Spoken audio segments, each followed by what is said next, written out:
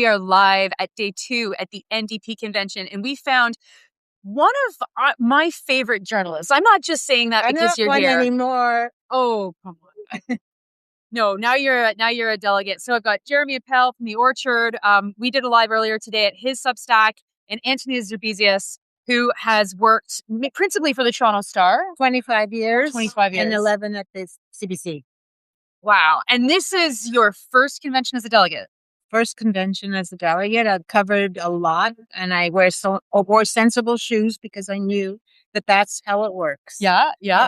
And so why did you decide to become a delegate? That's a big step for her. I'm going to be blunt. In 2015, everybody in Toronto, Danforth, voted for Julie DeBrusen, whom I call the Minister of Composting. Julie cruising for DeBrusen. Yeah. She has not been representative in the riding. She has not been representative of my values or yours, I'm sure. Mm-hmm. She's voted for everything to do with not helping out Palestine or against. She's Zionist. She's a Zionist. I mean, most of the liberals are. Yeah, And as Minister of Environment, as Carney is trashing the environment, I feel like she's like this token female who's been put in the position, like Anita Anand, to be a mouthpiece. Anita Anand is foreign affairs, of course, to be a mouthpiece, and like you can practically see the hands up her dress. Yeah. Right. So, I mean, she replaced Stephen Guilbeault, who, why don't you come in a little bit? Really. for all our, critiques of Guilbeault, I mean, I think he's a guy who genuinely cares about climate and was trying to work within the system to make progress. And I mean, if Carney hadn't gutted our climate policy to appease Danielle Smith, there would be some major accomplishments, not enough, but I mean, an emissions cap, for example, and the fact that DeBrusen is his replacement, I think tells you a lot about the type I wouldn't of even use the word replacement. She's like the stand-in that the Carney Corporation has put in that chair to represent a certain segment that he has no time for. Totally. Am I blunt enough? Yeah, it's perfect. No, that's why we love you. That's why I said before we were recording that you paved the way for us. Oh, thank you. Absolutely. I was like the Star's first real blogger, Yeah. Yeah. That's pretty impressive. And you make me feel really old when you tell me you grew up reading me or watching me, but it's true. I'm so proud of you, my children. But it's true. And I mean, you have watched the evolution of journalism and the evolution of politics throughout the neoliberal era. Right. When I started, we were using stone tablets and flints. No, seriously, we were using black and white, and it was at CBC, black and white, 16 millimeter film. You couldn't even separate the sound from the picture, right? So you have to cut them together. And I don't know if that means anything to anybody anymore, but it was so different, like using a typewriter at my first newspaper job. Well, I was born in 1990, so I lived through the end of the analog era. Yeah. So, I what you're saying isn't a completely foreign concept to me. Yeah. Who's this guy? You know what? These labor guys, I'm sorry, I hate to say it, but they don't know there's a microphone. Yeah. Like they think there's have to scream to the whole room. Yeah. And I don't know if it's being picked up on the feed. If you're listening to us, talk in the comments, let us know how it sounds. I don't think it gets picked up because the microphone is right here. But right now is Larry Rousseau, who was a vice president with the CLC, and he comes from PSAC. And, this is the part of the convention that I find a little bit old-fashioned, but not, I think old-fashioned stuff's great. I find this a little bit anachronistic. Because it's negative. Okay. Old-fashioned. Because what are the positions being argued at this convention that are all that revolutionary? Like, we already had a position where joining European Union. Sorry? Joining the European Union was a strange vote that was yesterday. I'm not going to let that go. They can hear the yelling. Oh. Well, that might stop because Rousseau is finished. But, there was a big debate about having policy on closing the arms loopholes, Right. Which has already been something that the NDP served in the House of Commons. So I have to ask myself, what is the point? But anyway, there was a big upset today. Big upset today. I couldn't be more thrilled. should I take a sip of Yeah. my coffee before? But I just want to tell people what the big upset was, if I may. Of course. Right. So at the very last minute, I think there was a realization within the Avi Lewis camp that if he became leader, he would need to work with the team that he could work with. Absolutely. Who shared his values, who shared his policy ideas, and who would implement them and not fight him. Yeah. And so Libby Davis, former NDP MP, deputy to Jack Layton, all the things, long time in government, and pro-Palestinian as well, for as long as I could remember. Niall Ricardo, Montrealer, speaks 4 languages, primarily Francophone, a constitutional lawyer. We need Quebec. We can't do this without Quebec. Yeah. We have Libby in BC, and then Kira Gunn, who's Calgary. Who Jeremy knows. And Kira Gunn, who is much younger than Libby, and a PhD in mathematics. I mean, and she got the spot for treasurer. So they put this slate together, and like 3 days before the convention, I see this thing from Libby, and I go, "What?" And I was distributing flyers for them downstairs, and I couldn't believe how many people were saying, "Yeah, Wow. yeah." So I was not surprised. I was kind of shocked, actually, but thrilled to see this slate come in that is going to change the whole complexion of the party. We're coming for you, liberals and conservatives. And I want to ask to clarify for some people who may be watching that don't know sort of what the party executive's job is compared with the leadership. Could you sort of lay that out? Do you want me to do that? I can't really do that because I can. Okay, well then do that. I mean, this was a major blind spot, I thought, in the Lewis campaign, because when you're trying to organize, you have to have people in key positions. Right. And I was very surprised that there wasn't a slate that was already associated with the campaign to take over the 3 or the 4 at-large positions. And so these are the president, the vice president, the treasurer of the party, and then there's a labor person that's another vice president. And they're the executive of the party. They make very important decisions, but the decisions are very operational. They're not people that you've seen the faces of. They're not famous people. Mary Shortall is more famous for being a labor activist than for the NDP president. And what is very interesting is it is not clear what their power really is, because they've always been a bit of a caretaker group for the council and for labor to make sure that it's being operated in the way that people want it operated. Well, aren't they like the board of directors? Really? Well, they have the national council, and then these are the 4 people that would execute the board, the national council's decisions. Right. So what's very interesting is now we've got a group that is committed to some sort of change, that is aligned with the Lewis campaign, and I think that what we saw today was evidence that the Lewis campaign it's going to steamroll. It's going to steamroll the results. Yeah, absolutely. This is Avi's party now. And the other thing too to mention for people watching at home, like, these votes only happen with delegates in the hall. These are not questions that are sent out on ballot in advance. Right. So you actually, that's an important distinction, because I mean, the people voting for the leader all over the country, they don't have to be here. It was online. But to vote for the executive, you have to be here in person. It's in the room. Yeah, an old school, like, secret ballot, like when you're voting for with a tag. So you're like, not, what is that called? Not a QR code, like your barcode. Your barcode, right? We're barcoded now. Yeah. Oh. Yeah, which I'm not a huge fan of, because I snuck into the Conservative convention to cover it once they banned me, and the Breach folks made really excellent counterfeit tags.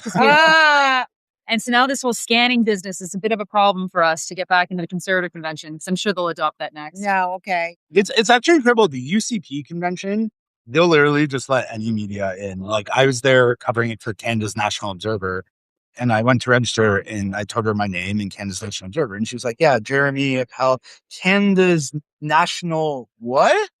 I was like, "Observer." She's like, "Okay." just gave me a minute. I'm a charter subscriber to the the National National Observer. Yes. Yeah, they great reporting, Especially on the environment and yeah. Well, I have to say my piece where I lost my column there and they replaced me with a liberal. But Oh, it's okay. no. It's okay. These things happen. I'm canceling my subscription. Yeah, Linda, if you're watching. That's right, Linda. It's That's- over. That's It's right. over. No, I mean, Linda, what happened? It doesn't matter. I'm fine with that Yeah, now. I don't know. You could probably talk. Jim, you would definitely publish you. Oh, the staff there are wicked. The staff there Yeah, are yeah, wicked. yeah. It's a great. John it's Woodside, a great Natasha Bulowski. They're all great. Yeah. Arno Kopecky. Yeah, but here's the thing. Okay. And it's something I've always said. I hear people trashing the legacy media, and there's lots to trash. I admit, I used to do it for a living. Right. But all these alternative sites are so fragmented and all are scrambling for the same dollar. Exactly. And they don't have the same reach. Yeah. And it's really sad. 20 years ago, I was at a conference at the University of Windsor. It was a media conference. And the only real alternatives at the time, Canadian, were Rabble and the Tyee. And I said to them, can't you get together and form one thing? I mean, yeah, you have your differences, but But Well, how they big are both they both published Dave Haga. exactly. Like, why are you competing with each other, right? Yeah. Well, this is why we did these joint things for us with our Substacks, because of course this is unfortunately where we've been pushed to, you and I. But this has been a lot of fun because we know that people are watching us and tuning in, and they can get the video after. Right. So, and we shouldn't keep you too much longer because you are an active delegate, and there is a lot of business that's still happening. But what do you think then is going to mean tomorrow? It's all the predictions are Lewis is going to win. What Are you going to the post-win party tonight? tomorrow? That I'm where not is it? sure about. Yeah, I'm going to go to that for sure. Oh Okay. yeah, and then I'm taking Well, then you out maybe I will go for a 'cause we're gonna go for dinner. Palestinian dinner. Yes. That's right. Yes. At a local cafe. So thanks for having me. Oh, our pleasure. I'll Thank put you for my joining us. badge back on and hightail it out of here. Okay, and Take then care. we'll continue as well, I Nice- guess. Great Yeah. to see you. Great to see you. Take care. Finally meet in person. Oh yeah. Oh yeah. Love your Facebook posts. I spend $6,000 a year on subscriptions. Yeah. Yeah, I do. Oh my God. That's You know what? I amazing. can afford to. So I was doing my That's why I share them. taxes. That's amazing. I spend 1,000, which is Financial Times. okay, I'm sitting is down like again. a huge chunk of it. And we are seeing, Adam, have we seen that there's a joint statement about Rima Hassan was denied entry to Canada. She was on the Freedom Flotilla. So no, I have not seen I that. didn't see that, but good on the NDP for teaming up with Take off. Yeah, exactly. La France Insoumise and not the misnomer French socialists who are liberals. And you're going to keep talking. I'm going to fix my camera again. All right, 'cause cool. it's, Let's bring on. What? Do you want to come on our stream, Lucas? All right, we got another very special guest. Yeah, okay. Maybe not as special as Antonia, No, definitely not. but buddy of mine from Calgary also has lived in Toronto for a while. Arcdale High Park. Yeah. Hell yeah, Lucas Costello. Luke, my first question: are you related to Elvis? No. Shame. sorry. No. He's actually a McManus. No. Well, if you're going to join us, you got to be on the camera. Oh, okay. Sorry. I'm camera. Oh, shit. Well, and we're I'm a live. stream You know sniper. each other, right? No, we've never met. Lucas. Hi, nice to meet Nora. you. Oh, okay, I yeah. read your work, Cool. so. Right on. Yeah, Yeah. Lucas Costello, very cool guy in Calgary. You're here as a delegate for Correct. Avi Lewis. I'm here as a delegate. But And also- you're you're supporting for- Avi Yeah. Lewis. Absolutely. And you live in Calgary. I didn't know that was Correct. allowed. Yeah, it's actually not me. The organizers actually packed Legion Hall 1, standing room only. Yeah, I saw pictures. So it's things are hitting. Well, there's actually Roberta Lex here, who Yes, fantastic. is a comrade and friend of ours in Yes. Calgary. Alberta Advantage. Yeah, Team Advantage member. She is very enthusiastic So- about Avi. What's that? Sorry, I'm just like It's a huge audience. Don't you worry yeah, about yeah. that. No, it's funny. It's great. Yeah, 33 people. That's more than I have. It'll Ever hit had. thousands later. Yeah, when they yeah, see it later. Yeah. I just want to comment here because this is a really important point. The question of the executive director or the national director, not executive director. Everybody is focused on the national director, who's Lucy Watson, and what happens to her after this election. Now, I know Lucy for years. I've worked with her in the student movement. And it's true that now that there's a new executive and will be new leadership, I mean, I think we'll probably see new staff leadership too, for sure. Always, yeah. Yeah. So we'll see about that. But, I think that the Lewis campaign, like, there's a lot of obstacles. There's a lot of obstacles. There's a lot of things that are going to have to be changed to be able to implement the vision. Yeah. And the real question will be, like, how will the Lewis campaign navigate, especially around those kind of traps that, like, Labour might set? Because Labour will be, I think, somewhat belligerent. Some people in Labour, not everybody, of course. Like people who work in like fossil fuel intensive industries. Oh, it's not even that. No, I think that the bigger opposition is going to come from like the House of Labour. From the House of Labour. Yeah. Yeah. Like CLC. I am not in the House of Labour. My union is not affiliated. So. Okay. Are you AEP? No, we have our own union. Yeah. I've seen Gil around. McGowan? Yeah, where's old Gil? Organizing something. Right. Oh, okay. Yeah. Well, he endorsed Rob Ashton, which I thought was a bit of an L for Heather, because he would have thought that he would be on board with that. I mean, Gil does what Gil wants to do for Gil. Yeah. Gil's gonna Gil. Gil's gonna Gil. I just wanted to say hi. Okay, get out of here. Get out of here. I can goss. We can go because it's fine. I guess because I'm also like, I used to be staff, so there's like this perpetual like fear of having my own opinions. No, fair enough. And for the record, all opinions are ours. So don't worry anything you say. We'll assume those. No. Lucas speaks on behalf of both of us. Yeah. At once. Yeah. In the entirety of because Nora and I agree about everything. Yeah. We're both Yeah. huge Tanya Quayle supporters. Yeah. Yeah. Dad McQuail. He's the best. Granddad. He's McQuail. daddy. Yeah. Well, okay. That's probably enough of that. And so, what? We have. I wasn't trying to be weird about it. I just think. I made it weird. Oh, of course you did. Yes, you're. Yes. Talented in that persuasion. The Appel You can make anything weird. The Appel special. The Appel special. Yeah. Is that what they call it? I just now they do now all 33 people, probably 32 because 37 now. Oh damn! It's we're actually like getting weird. I got it. The weird. Let's make things weird. You should go take pictures of another candidate's shoes. feet. Yeah, I got Heather's feet yesterday on the feed, which was pretty fun.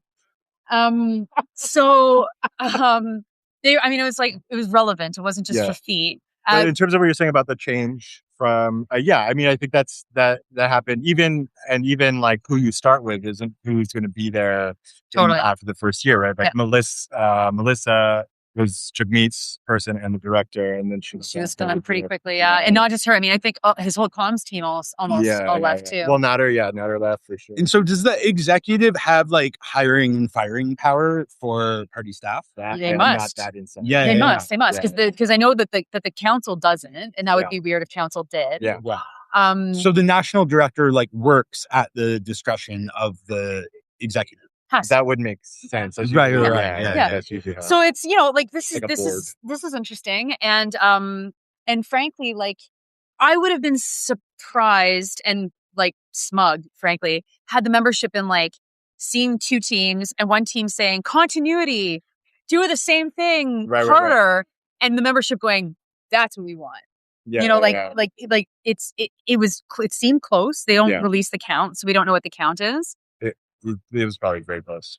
I heard it was like within a couple dozen votes. Yeah. Really? Yeah. Wow. Okay. Well, there you go. I think someone emailed me some numbers. But there's also like, I think that's the other thing too. Like, it's not like this idea that Avi is not pro-labor or whatever, right? Like, there's plenty of labor folks that have endorsed, gotten behind him. Fred Hahn gave him more money than his wife.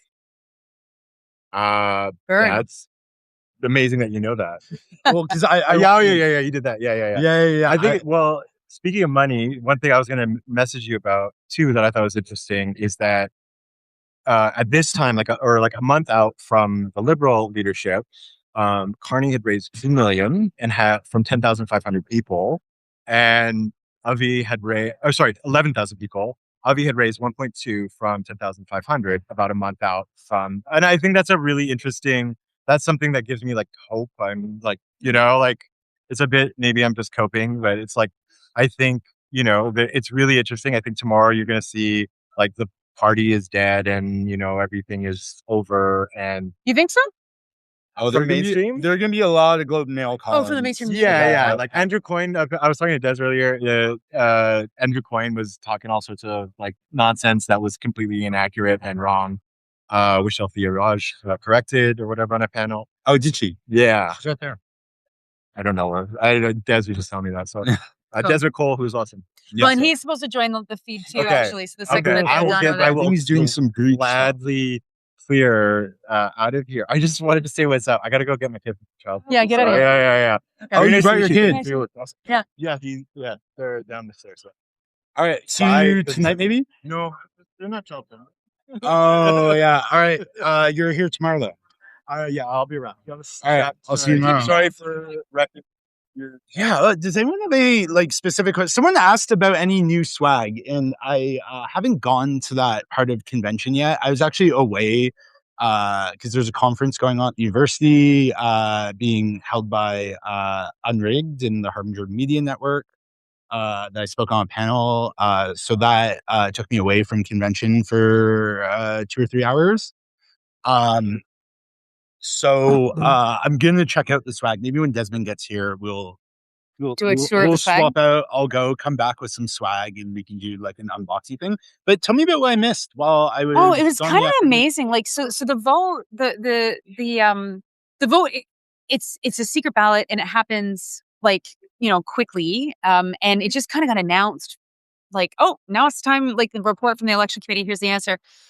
And the room is electric. Like everybody leaving had a big smile on their face. I mean, not obviously it wasn't unanimous, and obviously there was division in the vote. But I think like to be able to have faith in Lewis being able to do anything, you need to see the membership respond to it, and that's exactly what that election was. Like you should replace a leadership team that oversees an election that just happened. Like that's Well, it's part not of just any democracy, election, but like a brutal party's election. decimation. Yeah. So that's good. And I think it really is buoying people. You can see people like seemingly a bit lighter after that. And now, I mean, it's the discussion is on motions, which is like to say in French, la poutine of the party. Like it's just, getting into the stuff that is a little bit less flashy and exciting, but the room is not empty at all. Despite the fact that it's after 6 o'clock in the central time zone. And you missed it. I did, yeah. Someone as I came in, I saw someone I know, and she showed me a video with people in the hallways chanting like NDP. And so, I mean, it does show, I think, that the party, or at least the party membership, such as it is, feels reinvigorated. I mean, it's easy for people to say, oh, they lost the official party status, they had their worst result ever. Party's over, folks. Like, go home. But that's not what we're seeing here. We'll see. I mean, obviously, we'll see what happens in the next election or upcoming by-elections. Yeah. Like Beaches East York in particular, which obviously this might be running in. Yeah. But I mean, we're in your province. I mean, the Bloc Québécois in the Orange Wave we were told we're dead. Yeah. Walks over, and they came roaring back. Yeah. In 2015, and I mean, we've seen the PQ also provincially are now back in contention anyway. Yeah.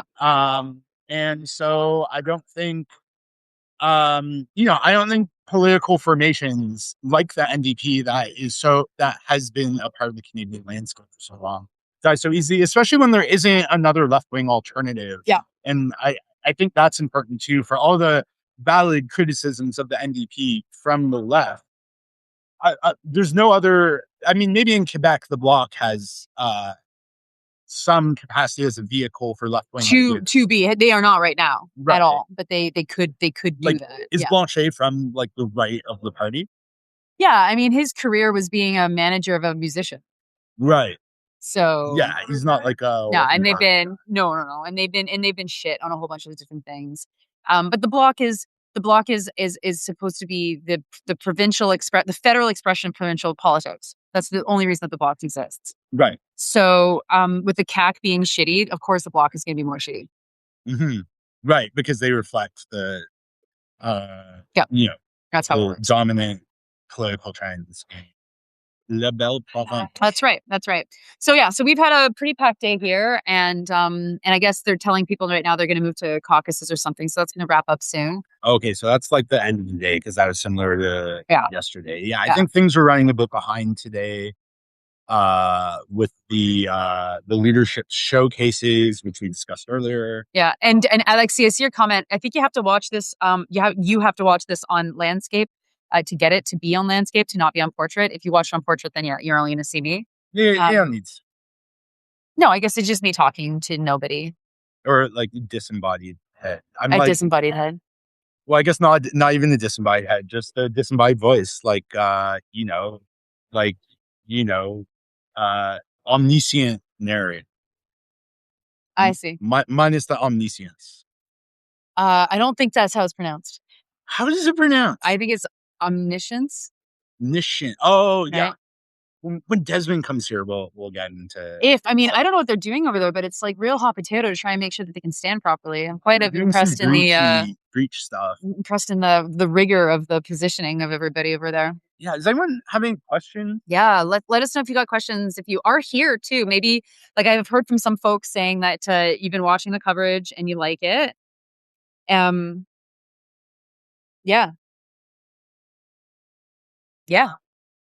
I don't know. But it is Saturday night, so who the hell's watching this? That's true. It is Saturday night. I've lost track of the days, like, because I'm like, we're working. Yeah, we're working. I mean, we're having fun, but it is fun. Yeah, and it's kind of crazy, like this is like the clearinghouse of a broad left, and so there's just like impossible to walk anywhere without people stopping you and talking to you and saying hi if you haven't seen him forever. Yeah, and people are like, "Oh, I read your stuff, love it." Yeah, and the only other political conventions I've been to were the UCP's convention. And so I actually have a question about that. So how is this different than the UCP convention? Oh, okay. There's one thing I wanted to tell you about the UCP convention this past year that I thought could get a kick out of it. So last year, the most recent convention, so in like November 25, they had a cardboard cutout of Danielle Smith for people to take photos. Shut up. Yeah. So wow. Here it seemed, I remember, okay, so yesterday I think I made this observation to you. We weren't recording, but there was a vote that was very close. I think it might have been the joining the European one. Yeah. I won't shut up about. This is very funny. Yeah. Where it was a very close vote, and the person on the stage who was counting votes sort of just eyeballed it and estimated, and they're like, "Yeah, I think that vote fails." And someone comes up, and they're like, "No, we need to do a count." And then they had a vote on whether to do a full count rather than just declare it defeated. And that vote failed.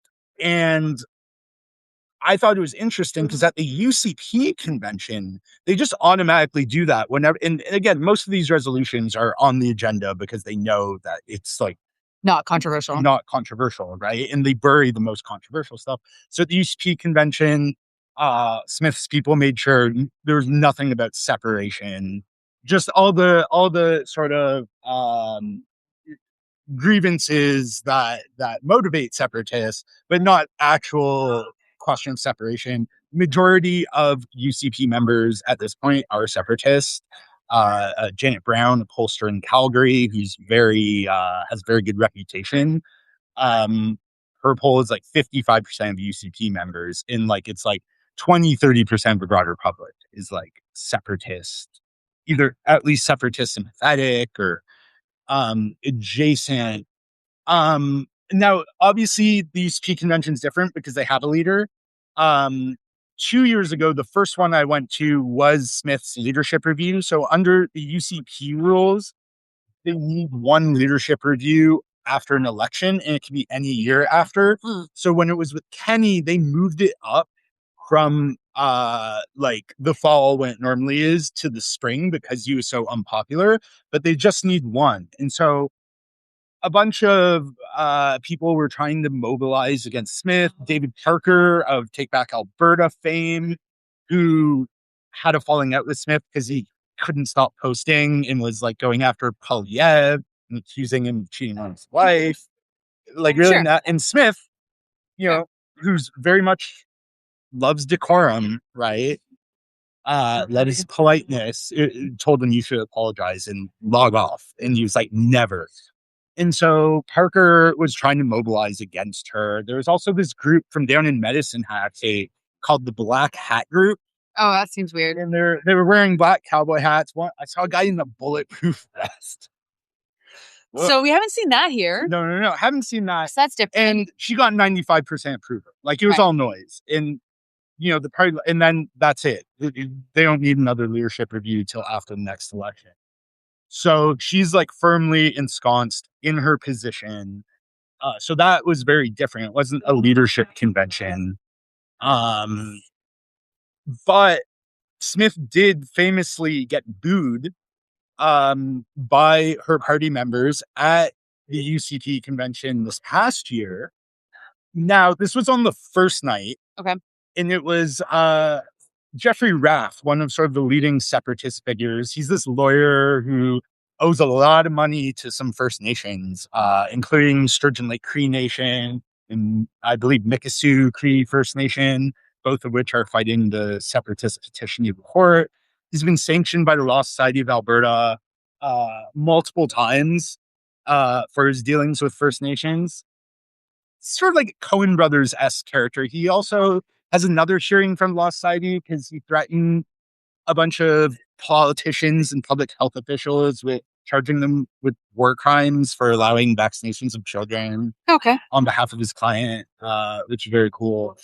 And he gets up there and he says to Smith, like, your party is separatist now, right? And like most of the separatists, I think, like Smith. They know she's moving the ball in their direction and they appreciate it. But a lot of the big names are just like, why are we doing all this referendum stuff? Like, let's have a separate independence referendum, but do a provincial pension plan, do a provincial police force, do all these sort of going back to the firewall letter in 2001. Other stuff. Yeah. These sort of things that will lay the groundwork for an independent Alberta.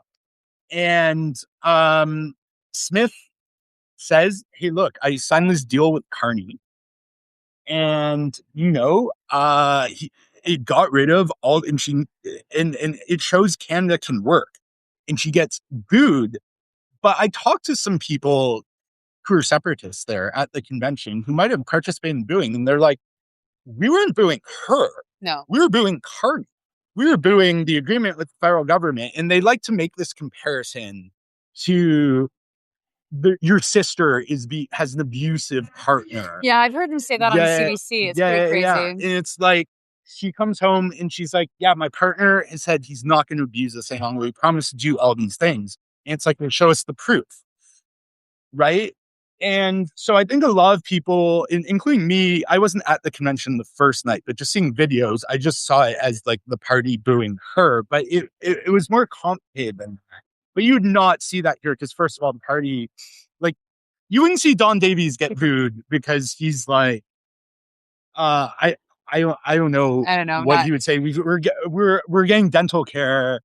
And the dental care program, as you've noted, is not actually a social program. It's a subsidy to an insurance company to give coverage to people below certain income thresholds. But you wouldn't see people boo him for that here, right? And also, when there were close votes at the UCT convention, they automatically were like, okay, we're doing a head count. Raise your hands up again. It wasn't like, oh, let's have a vote on whether to do a head count, right? So that, to me, sort of symbolized how the right at this point is a lot better at doing like mass, like movement politics. Yeah. No, I think that's than the true. left. Yeah. Again, I think of the knows this. Yeah, and Jeremy knows that he's cut off on the side. He's just, I don't know why he's way over there.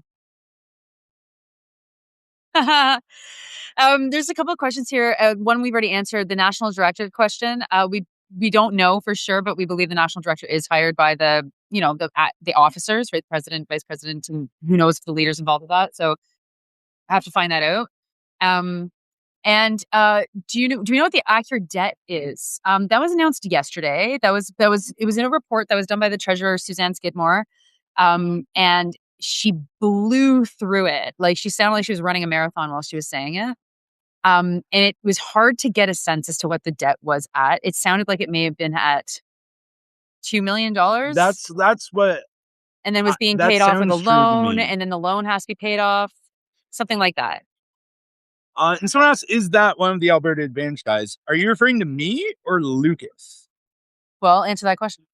Well, so I'm Alberta Advantage adjacent. I'm not quite Team Advantage, because when they have me on, and I've been on the podcast many times, they're my good friends in Calgary. They still introduce me by my full name and say I'm a journalist. So it's not like Roberta, who they're just needs like no introduction. Roberta from Team Advantage, right? Right. Joel from Team Advantage. So I'm Alberta Advantage adjacent. Love those guys. Love the podcast. I appear on it somewhat regularly. It is great. One of the great Canadian podcast, arguably. And I say that because Sandy and Nora is international podcast. That's right. That's true. That's true. We've got to be the only international podcast that has a Canadian listenership of like 97%. Is that? But you do have some American listeners, right? Some. Are they just like Sandy's law school friends, or? No, they're not all in LA. We've got listeners all over, but we are crazily concentrated in Canada. Yeah, I mean, that would be expected because you talk mostly about Canadian. Exactly. Stuff. But you do talk about a lot of international stuff. Yeah. But yeah, Sandy and Nora. Well, and so we got tomorrow we'll do one more live tomorrow, or two more lives depending on if we do each other's channels. Make sure if you don't follow Jeremy, you can check out his Substack at the Orchard. And this is how this is all being diffused. You're writing about this as well. Do you know what you're going to write about? Yeah, I think so I'm gonna find some time. I've got like 90 minutes before party at Yellow Dog, hosted by The Breach. It might be a bit late to that, but I think the focus of this story is going to be, I think, the executive results. I interviewed the new president, Niall. It is pronounced Niall, not Neil. Yeah. I thought it was Neil. No. Ricardo. So I'll maybe have something quick about that. Maybe I'll talk about some of the resolutions from yesterday. And I've interviewed like a smattering of delegates over the past couple days. So I'll have those. And then tomorrow's, the big result. The big event. Yeah. And I'll do a quick write-up on that. Or I might wait till the evening, but we'll see. But yeah, I'm doing filing two stories. That you're filing them for yourself or for somebody? I forget. For the Orchard, though, they might appear in the Walrus, which would be very cool because I've never written for them before. Oh, wow. Very cool. And actually, speaking of the Walrus, everyone should check out the May issue because I have a big feature in there. Great piece. Thank you. About far-right extremism in the military. Quebec City. Yes. Yeah. And thank you for the question there. What am I going to write about? So what are you writing about, Nora? I came to this conference. Okay. So when I covered the Conservative Convention, as a lefty covering the Conservative Convention, you don't want to fall into the trap of being partisan, really, frankly. Like, I'm left wing. I'm not partisan. I'm not against the Conservative Party because they're not the NDP. I'm against the Conservative Party because they're a bunch of fascist pieces of shit. But they're not marginal. They're mainstream grouping. And so I wrote for the Maple, and I think I filed 5 stories from that convention. Oh, wow. Yeah, it was a lot. And it was 3 news and 2 analysis. And I really wanted to give like a proper convention package. It was tough because I was not allowed access to the convention. I was physically removed from the convention. And one thing that's a little bit interesting, so we've got our tags, right? And there's barcodes on our tags, which means we're being scanned to come in and out. Everybody has this. The Conservative Convention, our friends at The Breach, actually made counterfeit tags. And so we were able to get in, well, they were able to get in through that. And I'm too known. I can't pretend to not be me. And people know me, and like, because I've been in politics for a long time, like, student politics and then as a writer. So I can get in that way. But if the scanning happens, we'll never be able to do that again. It's too bad. So it's something to kind of keep. How are you going to do like AI facial recognition from some Israeli company? Maybe. Yeah, that's right. That's right. And then you have to actually consent to the IDF to have your ID. And people are like, yeah, like so. Yeah, I mean, conservative delegates. Yeah. So it's a long way of saying in this convention, I did not want to have the weight of that much writing on my shoulders, frankly. A lot of folks have given me feedback about my kind of pre-convention analysis, which is actually the most read piece that I've ever written on my Substack. Yeah, I saw it going pretty everywhere. Viral. Substack viral. Yeah. A lot of people were sharing it and were saying nice things about it. Yeah, which is super cool. Nice. Thanks everyone for that. So the live streams are going to be probably most of what I do. And I don't actually think I'm going to write about this. I think I'm going to watch the reaction and maybe do a reaction to reaction. Oh, because the reaction is going to be unhinged. The reaction is going to be unhinged. Yeah. Like, get ready for that. Yes. You're going to hear. Well, and we have heard, so there's rumors that there's going to be a walkout tomorrow and that the walkout is going to be among delegates from Alberta and British Columbia. Oh, I didn't hear that because I was away for a chunk of the day. Yeah. Yeah. So I did see Lou Arab walk out after the executive election, looking pretty distraught. Well, because it's the nail in the coffin, really, for the McPherson campaign. Not that result necessarily, because McPherson's not aligned with a leadership slate, like with an executive slate. Right. But it is an indication of how much support that Lewis has. So the McPherson campaign can't be loving that all that much. So there has been discussions. I've heard that there's rumors that there's going to be a walkout. Now, there's a couple of things with that. This room is so enormous that when people walk out, it doesn't really have a big impact at all. Like, it just looks like people are leaving to the bathroom or whatever. And I think that with today's vote on the executive leadership, it would be very poor form to walk out on Lewis, seeing that there is so much support for change in the party. And all in the name of party union, they're going to walk out. I'm surprised BC. Like, I understand Alberta, Saskatchewan. I think I only heard Alberta, Saskatchewan. I'm not sure BC. Okay, that makes it. What? Because BC, I mean, Avi lives there. Yeah. For now, I think he might make his way back to Toronto, where he's from, where he went to Upper Canada College, to run in the Beaches East York by-election. That hasn't been called yet. But it'll be interesting because I'm not convinced he's going to do that. I bet you they're going to wait a little bit longer, but maybe not. I think it's a good opportunity, but the problem is if he it's loses, not a sure bet. It's so not a sure bet, right? It's like that's also like the NDP need to get back into Toronto, right? For sure.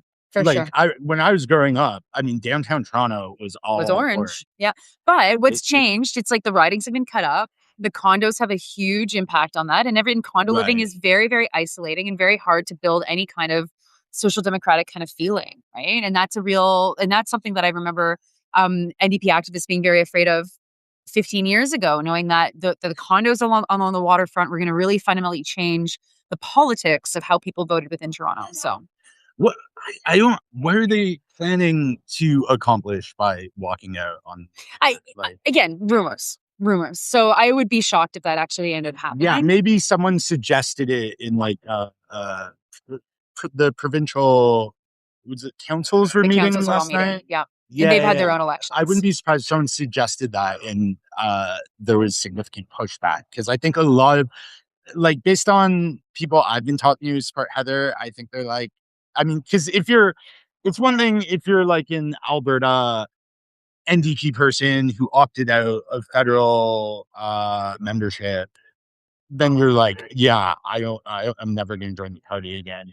But if you're here at the convention, that means you are a federal New Democrat. Yeah. And what are you going to do? You're going to support Avi. He might not be your favorite, but he's your guy now. That's like, party politics, folks. Yeah. That's why I'm not a member. Yeah. I mean, what the hell? And so Jackie's saying that she heard Mary Shortall dress down Jasmine Pearden. So Jasmine Pearden is also something very interesting. She ran on an anti-capitalist position.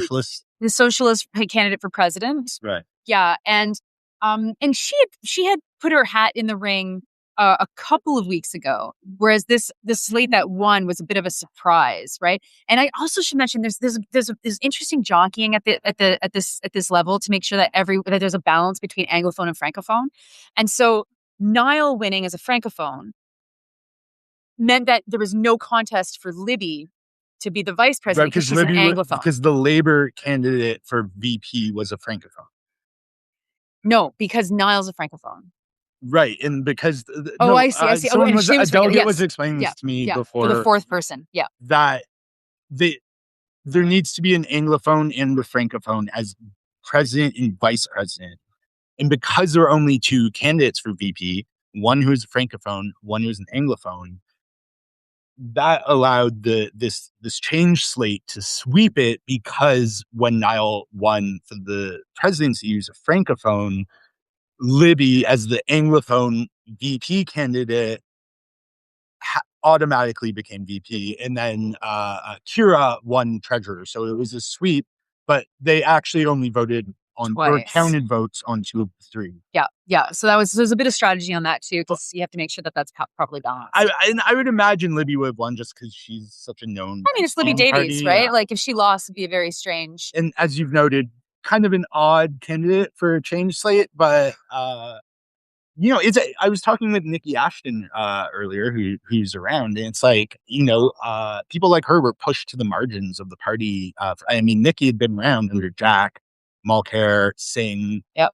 It was pushed to the margins, and this is really like her. Well, she's pushed to the margins, but also, I mean, Nikki's a good example. There's a couple of other people like this too, who were really the victims of the sucking and blowing agreement with the Liberals. Mm-hmm.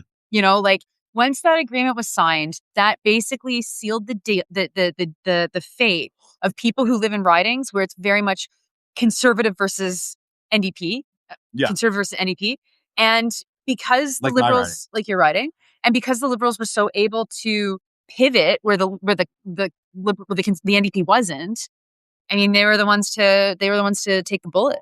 Yeah, I mean, it's just the hollow nationalist appeal. I mean, it worked on a lot of people. We're going to build things. We're going to build things again. And it's like, oh yeah, the private sector, we're going to allow the private sector to run roughshod over regulation so that they can build things. Oh, mind blown. Joining us, he was, of course, with us at the beginning of this live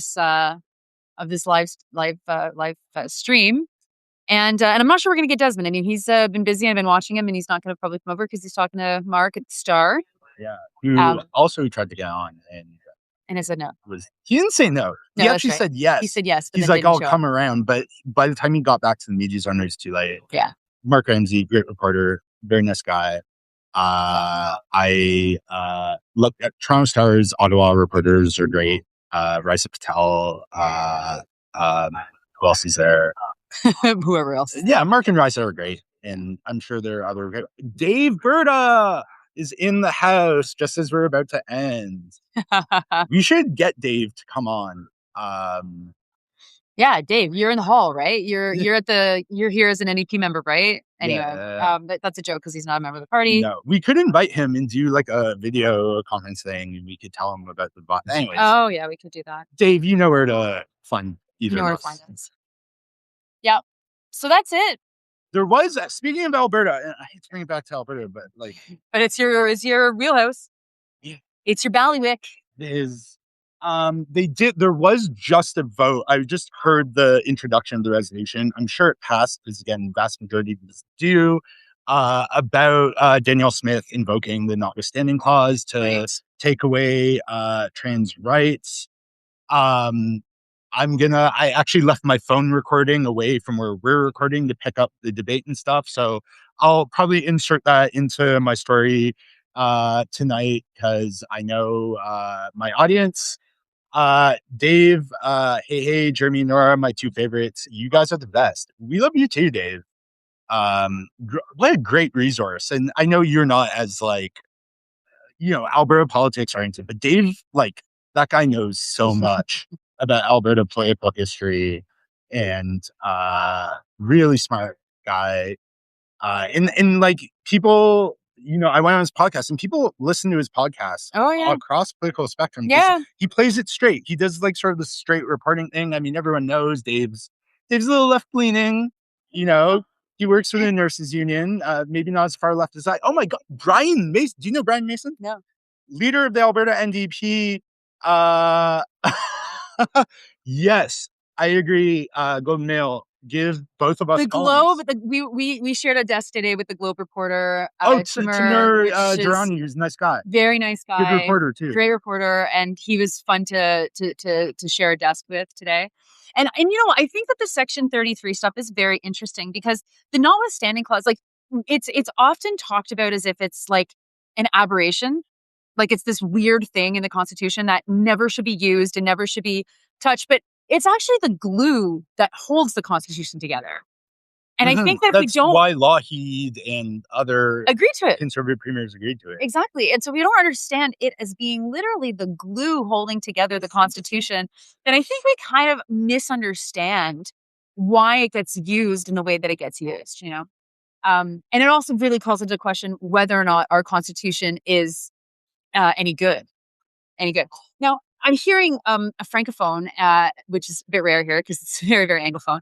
I think it's worthwhile mentioning the presence of Alexandre Boulris. Yes, because so there was actually there's drama. So you talk about him and so Alexandre Boulris, one of 6 NDP MPs, he donated money to Heather McPherson. I don't know if he publicly endorsed her, but he didn't donate to any of the other candidates.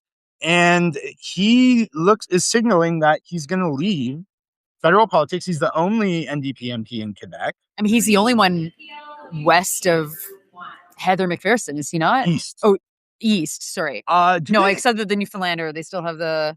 No, they don't. No, yeah, because it's 3 in BC. So Gord Johns, Don Davies, Jenny Kwan. BC. I thought Heather Gord Johns McPherson in Alberta, Leah Gazan in Manitoba, Alexandre Boulris in Quebec.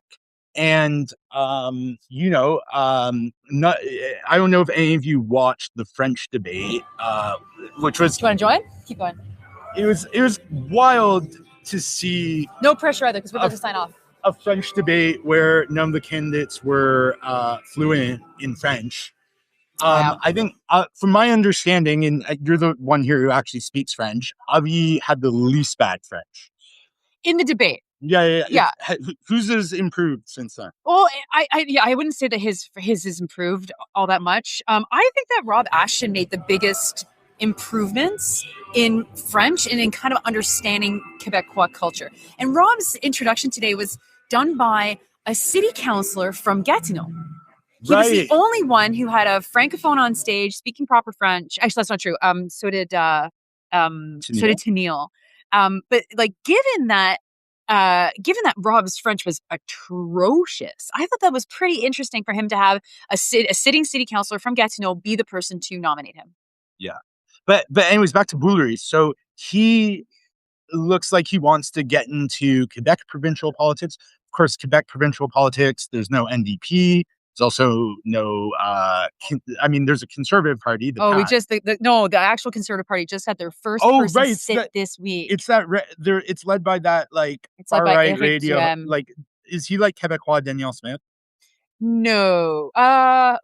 Maybe. Like, just like a far-right radio host? Yeah, maybe. I don't know. Is he charming? Because Danielle Smith, as you know, you went on her show. Yeah, she charmed me. Yeah. So anyway, so Boulris, so he's here acting as a full delegate, but it's a bit strange because he's about to bounce. Quebec Solidaire, a party Nora knows a lot about. Yeah. The other scandal, there's a lot of people who are very upset that Peter Julian endorsed Suzanne Skidmore. He was the one that nominated Suzanne Skidmore to run for treasurer again. Oh. And Julian was part of this process of re-engagement or whatever the heck it's called. And there was like an understanding with Matthew Green, and there was an understanding that they wouldn't take any positions at all. And he endorsed them, I guess, this week. And so I've heard from a lot of people who are involved in that process who are quite irritated that he got up there and actually broke with what they had asked the people involved in the process to do. So that was a little bit of gossip, a little bit of drama there. And yeah, I mean, it has been a bit of a strange place for current MPs, I've found. Yeah, because I mean, Don Davies is here. I saw him yesterday, pretty early. Belarus is here. They're all here. Yeah, Gazan is definitely Leah's been here. very present. She nominated Avi. I got it wrong saying it was Naomi. Well, because Naomi was the last But she was person like to the speak motivator before of it. Avi. So yeah, I mean, technically it was Leah, but like, because I didn't see Naomi Klein around yesterday. I haven't No, I haven't seen her at all. I've been No. away for a while. They do have a kid with complex needs, so that might be a factor. I'm sure. Well, she is going to be around tomorrow because I think she's doing the Breach stream. That is, What? That's so weird. It's like at some point those folks are gonna have to figure out what side they're on in terms of journalism or the fucking campaign. Yeah, I mean, you've talked about this before on Sandy and Nora, how like, this idea that media needs to be totally divorced from partisan politics, but is a very recent phenomenon but I agree. But Dave Cornoyer has a question that I have an answer to that you'll find very interesting. So on my flight, Janice Irwin, Brooks Arcane Paul, Rachel Notley and Lou Arab, who aren't MLAs. I know that Julia Hayter is here, as is Kyle Kowalski. Julia is an MLA from Calgary. Kyle is Sherwood Park, which is a suburb of Edmonton. One of the ridings Alberta NDP need to do better in to form government in 2027. I saw Heather was posting photos from Winnipeg. This we're gonna have to cut Jeremy off because it's really interesting. I'm talking to Dave. But anyways, I think Dave Egan was around, and that's all I've seen. But I will say they're not allowed to do any media while they're here, which is interesting. That is interesting. Anyways, I'm MLAs for Alberta NDP. Why? Well, Nenshi, was elected to, weaken ties with the federal party. Nenshi, of course, I don't think has voted federal NDP in his life. That is a really interesting position for a leader of the provincial NDP. I didn't think he was going to do it. I heard those rumors. I'm like, Nenshi's a red Tory though. Like but he did it, and they might rebrand. I mean, the red Tory space is open, right? Well, him and Rob Canoe could do a red Tory love fest, yeah. But we have Desmond Cole with us, who is from the Breach. What's up? Hi, everybody. And you've been working your ass off. Yeah, we're having a good time out here. Yeah, it's been fun. Like, first of all, it's just fun to see a lot of old faces of people that I haven't run into over many years from across the country. Yeah, so that's been kind of cool. We came in and did a bunch of streeters yesterday and just talked to people as they were coming into the as they're coming into the convention, asked them how they were feeling. What was the mood? Like, was there a theme? Was there have you published this yet? We did. Okay. Yeah. So you can check that out at the Breach. You can check that out. We put it out on all of our platforms. It's just this little video of us chatting with some folks. A couple things I noticed. A lot of big city folks here. So when I actually went back and looked and listened to who spoke to us, there weren't a whole lot of small town Canada people that I ran into. And that could be we took a random sampling of people. So I don't know. The other thing was it skewed a lot younger than I was expecting. There's way more young people here than I was expecting. And then we're at the last NDP convention that I was at, which, to be fair, was 15 years ago. It was the Mulcair. Yeah, I went after Jack passed, and then they had the one that Mulcair won in 2011 in Toronto at the Metro Toronto Convention Center. But that convention was not as youthful and as energetic as this one has been. So that's been interesting. I don't want to bring, but I've been corrected by the former leader of the Alberta NDP, Brian Mason, who's watching. Hi, Brian. Who's saying what? Free Rachel Notley, that this isn't new under Nenshi, which makes sense. I think Notley was also very, especially when she was in power, was very keen to sort of distance herself from the federal NDP when Jagmeet won, being critical of TMX. Did it happen under you, Brian? Anyways, we're streaming. It's all good. I'm so sorry for interrupting. I just Not at all. didn't set the record No. straight. I'm actually going to go see if there's any swag left in the other room. Go. Yeah, he wants to find a spike. Why don't we shove over? Yeah. I'll be back. It's good to see you guys. See you, Jeremy. And this is dynamic. There's people walking by. It's kind of it's crazy. But that youth energy is definitely interesting, and the vibes today have been very interesting given the election. Yeah. Like people seem electrified. There was a lot of energy. I was in the hallway when these results started getting announced, and I heard like it was kind of like it was somebody's birthday just like happened or something. Like everybody was like just losing it in here. And so yeah, it appears that there's been a big wave of change within the kind of executive of the party, sweeping out a lot of the old establishment of folks who have been here. Yeah, which is interesting. I don't know what it means for tomorrow. If it means if it means anything. Oh, it does. It does. I think that this is a harder election to win.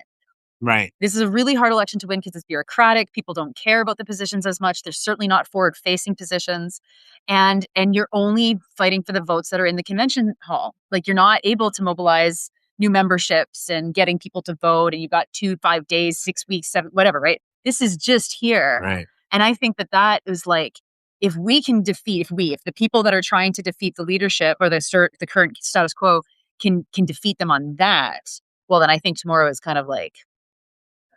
We know what it's going to be. I'm afraid to make predictions. I've been hearing all kinds of things for the last few months. Oh, yeah. I feel like if you just look at some of the like kind of big picture external indicators, who has raised the most money, whose events seem to have the most juice and the most attendance and excitement, who's done the best with media. Avi Lewis feels like he's outperforming his main opposition. It feels like that. I don't want to count that as being like it's over. Mm-hmm. But if you were going to ask me what I thought was going to happen, I think he has a distinct advantage. Oh yeah, well I've already said my prediction is first ballot 55%. 55%. We're making numbers now. We're making numbers now. Yeah, okay. Yeah. Now the big question though is the membership isn't necessarily obvious because a huge chunk of people are in Alberta. That's right. And it's and just because the events are big, we don't know if that translates into actually voting for people. If people came out, if they remembered to cast a ballot.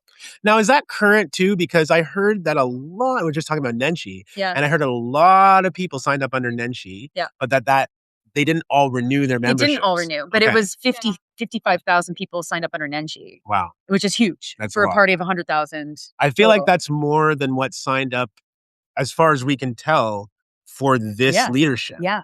Now, they haven't released the numbers, which is very annoying. They haven't given us like the kind of accurate up-to-date of what's happened. I hope we do get that. Yeah.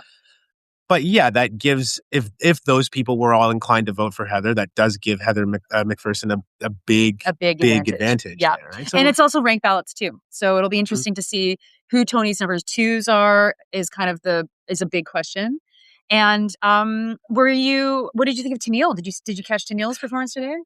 I caught it on TV before I got into here, and we also interviewed Tennille yesterday. And Tennille strikes me as somebody who's very much in this for the long haul. Mm-hmm. Like she's going to run again. Yeah, it's very clear to me. Yeah. She had her kids on stage today, which was really beautiful, actually, to see that.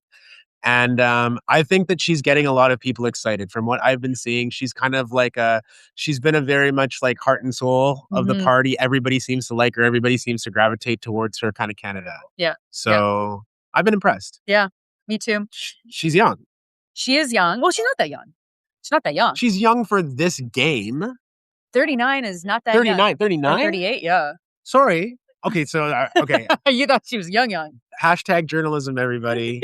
I thought she was younger than that. No, I mean, the ages of the candidates are really interesting because Tennille and I were involved in the student movement at the same time. She's a little bit younger than I am. Okay. I think she's 38. And Rob Ashton is 49.